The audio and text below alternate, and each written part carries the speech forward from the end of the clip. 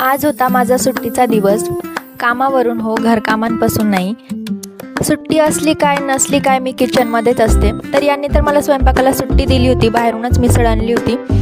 पण हे बघा, बाहेरच्या मिसळपेक्षा तर चांगली मिसळ सर्व्हिस मीच देते.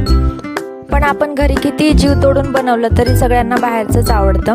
तर त्यानंतर मी निघाली होती मम्मीकडे जायला. मम्मीसोबत मस्त जिलेबी खाल्ली. त्यानंतर संध्याकाळची वेळ होती, पप्पा आले होते. मग तिघांसाठी चहा बनवला आणि त्या दिवशी मी तुरीच्या डाळीची भजी बनवली होती. ती माझी इतकी फेवरेट झाली, म्हटलं चला मम्मी पप्पांना पण खाऊ घालू.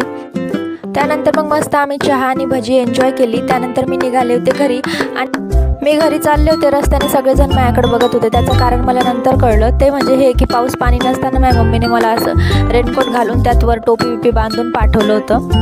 अशी तर माझी मम्मी आता काय करणार. तर भाजी वगैरे आणली होती, ती क्लीन करून ठेवली.